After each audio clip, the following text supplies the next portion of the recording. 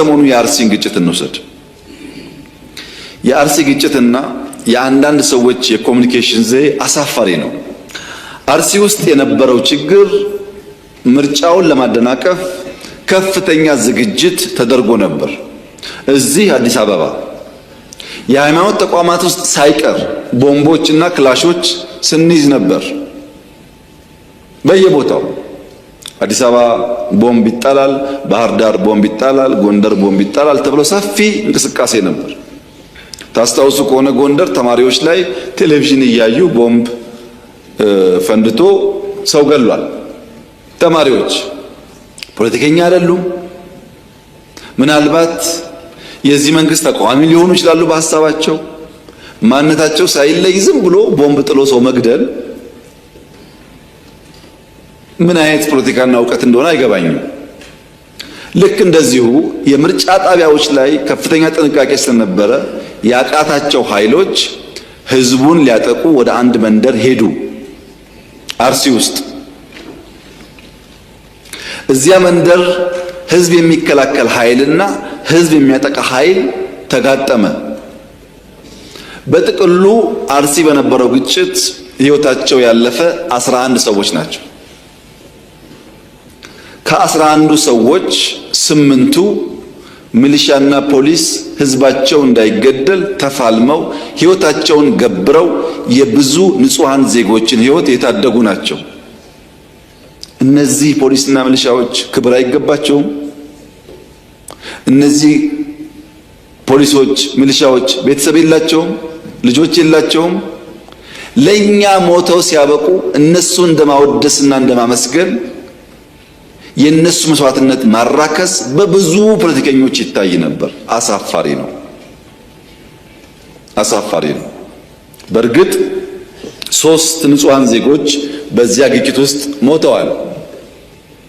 በነበረው ግጭት ውስጥ ለምሳሌ የሃይማኖት መልክ መስጠት ታስቦ ነበር፣ ግን እዚህ ውስጥ ሙስሊሞች ሞተዋል።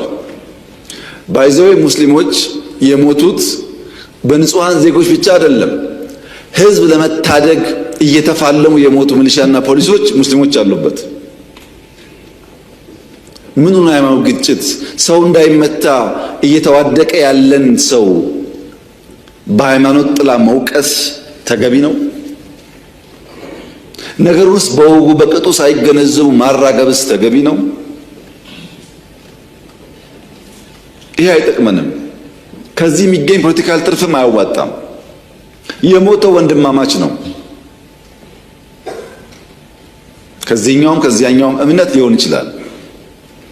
ግን ውጊያው የእምነት ሳይሆን ሽፍቶች ሰው ገለው ሰው አፈናቅለው የነበረውን ሰላማዊ ድባብ ለማጠልሸት ስራ ተሰጥቷቸው እዛ ብቻ እንኳን በርካታ ቦታ ሌላውን አክሽፈነው ነው ያደረጉት ሙከራ ውጤት ነው። በዚያ ቦታ ላይ ህዝባቸውን ለመታደግ መስዋዕትነት ለከፈሉ የፖሊስና ሚሊሻ አባላት የተከበረው ምክር ቤት ክብር እንዲሰጥልኝ በትህትና ጠይቃለሁ።